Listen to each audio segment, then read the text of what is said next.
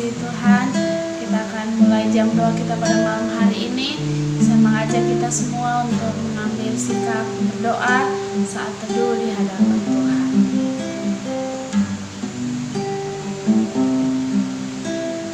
Mari kita nyanyikan satu pujian yang berkata, kasih Allahku sungguh telah terbukti. Mari kita nyanyikan pujiannya dengan sungguh-sungguh.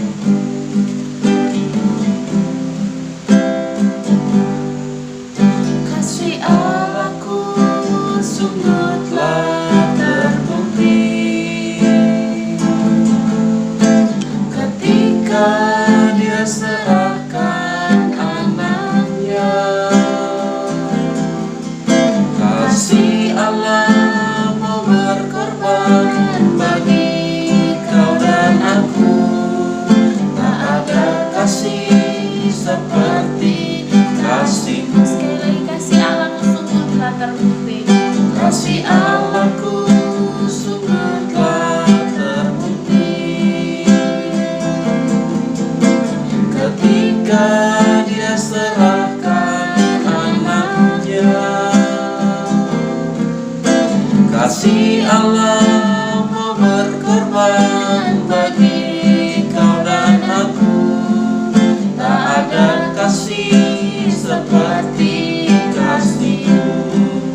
Bersyukur, bersyukur, bersyukur, bersyukurlah,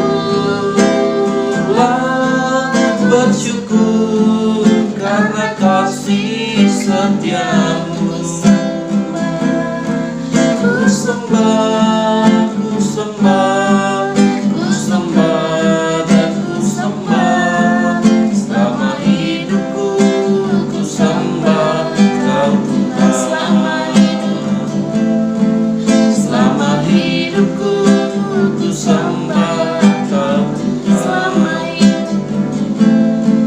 Selama hidupku ku sembah Kau Tuhan. Bapa di surga, kami bersyukur Engkau Allah kami yang sungguh luar biasa. Engkau mengasihi kami, bahkan kasih-Mu Tuhan terbukti telah menyelamatkan dan menebus dosa kami. Kami bersyukur untuk keselamatan yang sudah Tuhan anugerahkan kepada kami. Saat ini kami mau bersama-sama berdoa, bersekutu di dalam jam doa. Tuhan hadir bersama-sama dengan kami. Roh Kudus urapi setiap kami, sehingga doa kami, bahkan persekutuan kami malam ini Tuhan berkenan di hadapan hadirat-Mu. Di dalam nama Yesus Tuhan dan Juru Selamat kami berdoa. Haleluya. Amin. Kita akan mendengarkan firman Tuhan. Sebelumnya kita nyanyikan satu pujian yang berkata, seperti rusa yang rindu aliran sungai.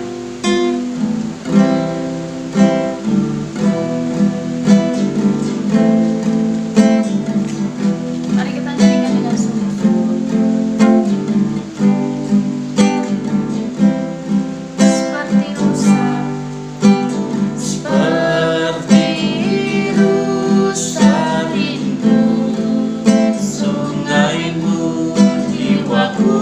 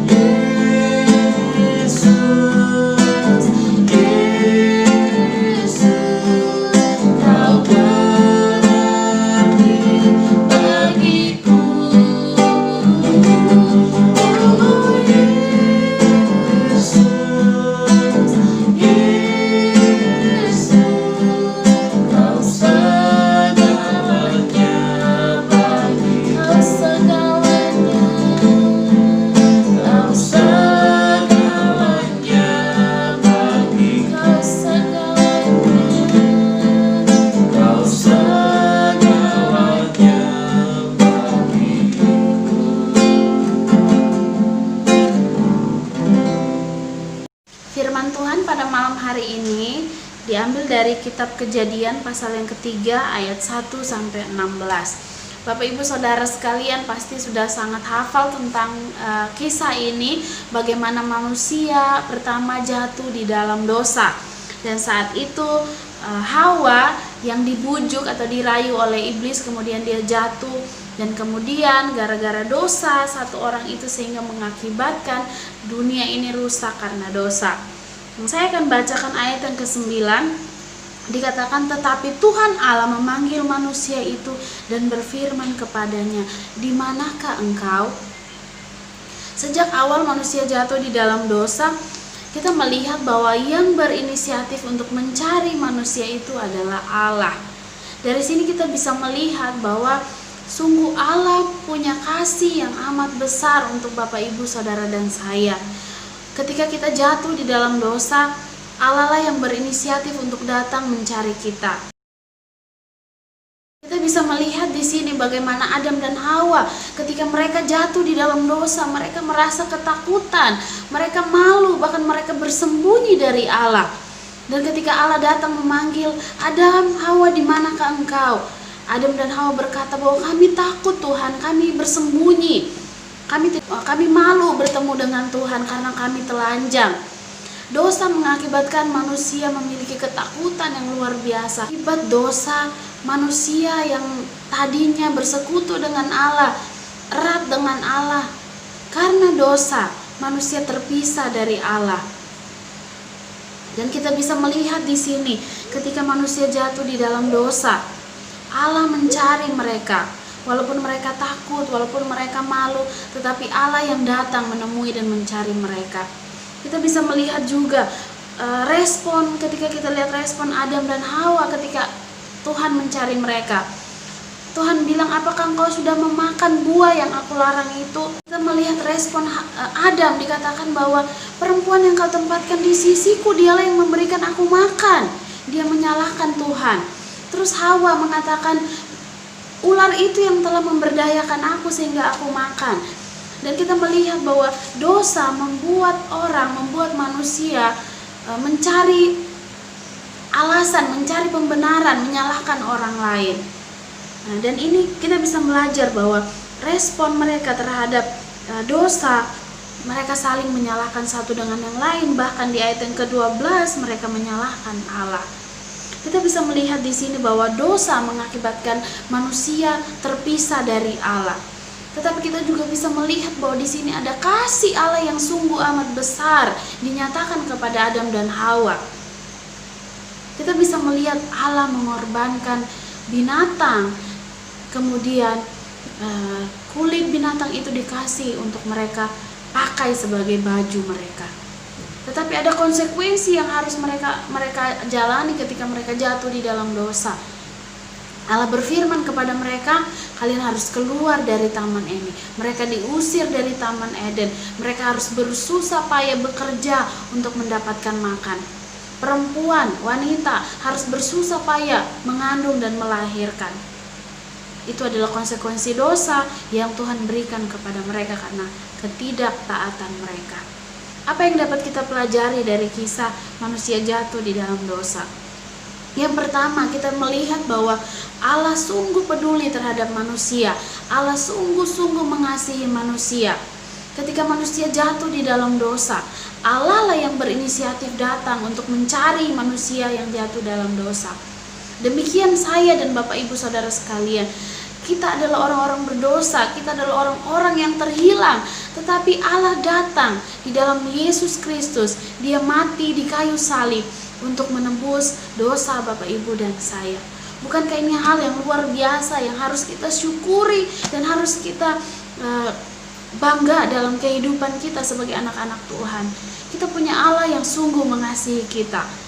Nyawanya dikorbankan, darahnya tercurah untuk menebus dosa Bapak, Ibu, dan saya, sehingga kita semua layak untuk memanggil Dia Bapa, memanggil Dia Allah yang dekat dengan kita.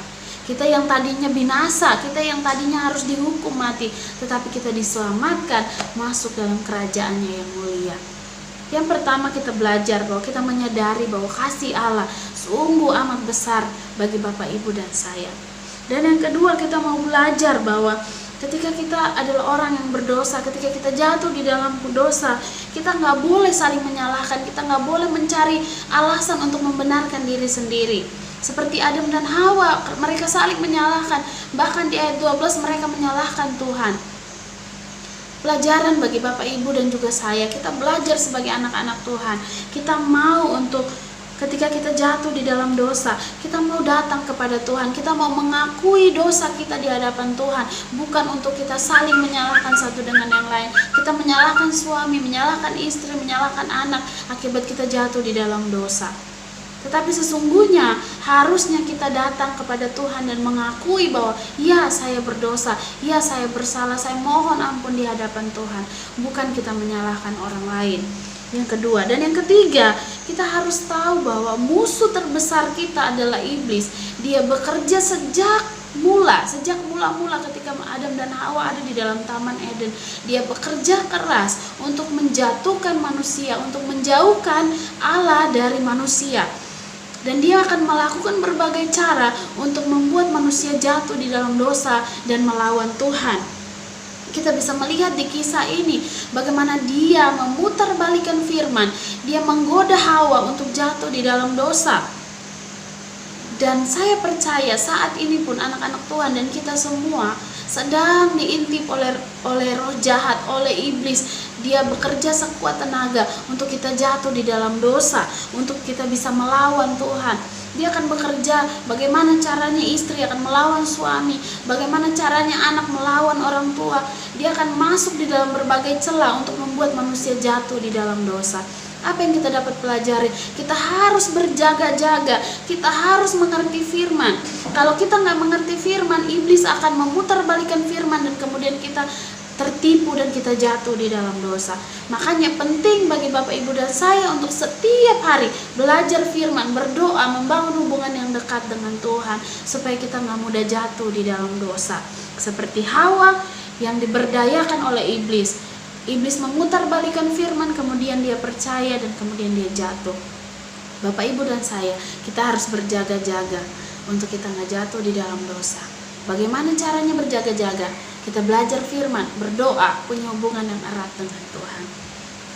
Dan kiranya firman Tuhan pada malam hari ini memberkati kita semua, menolong kita semua untuk semakin menyadari betapa kasih Allah besar bagi Bapak Ibu dan saya. Dan yang kedua, kita mau belajar ketika kita jatuh di dalam dosa, ketika kita bersalah, kita tidak menyalahkan orang lain, kita tidak mencari kambing hitam, tetap kita mau datang untuk berlutut di hadapan Tuhan dan memohon pengampunan Tuhan. Dan yang ketiga, kita harus berjaga-jaga supaya kita nggak jatuh di dalam dosa. Amin. Kita akan berdoa bersama-sama. Saya mengajak kita semua untuk datang kepada Tuhan dengan sungguh-sungguh. Kita punya Allah yang maha kuasa, Dia melakukan segala perkara untuk mendatangkan kebaikan bagi setiap kita yang mengasihi. Mari kita nyanyikan Allah kuasa. Dengan sungguh-sungguh kita nyanyikan Allah kuasa segala perkara.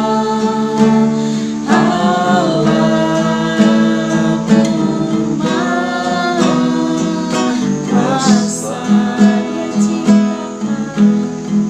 Dia ciptakan seisi dunia, atur segala masa.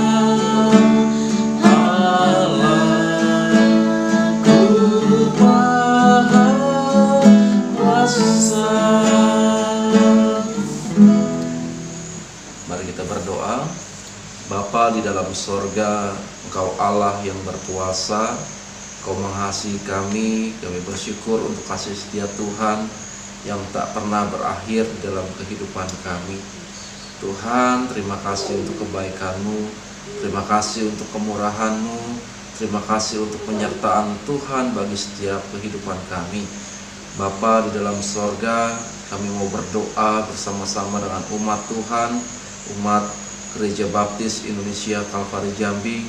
Kami berdoa Tuhan, kami bersyukur untuk setiap anak-anak Tuhan yang telah mendaftarkan diri di sekolah masing-masing, di sekolah yang baru, ke jenjang yang lebih tinggi.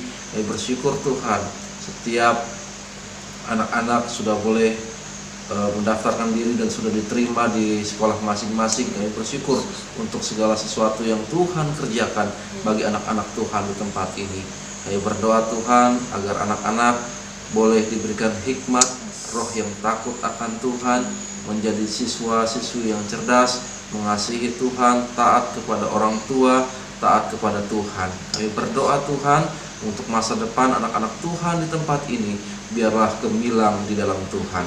Bapa di dalam sorga, kami berdoa juga Tuhan untuk setiap kepala keluarga di Gereja Baptis Indonesia Kalvari Jambi, jemaat Tuhan di tempat ini boleh mengasihi istri, boleh mengasihi keluarga, boleh mengasihi anak-anak dengan sepenuh hati. Kami berdoa Tuhan untuk pekerjaan mereka, biarlah diberkati oleh Tuhan.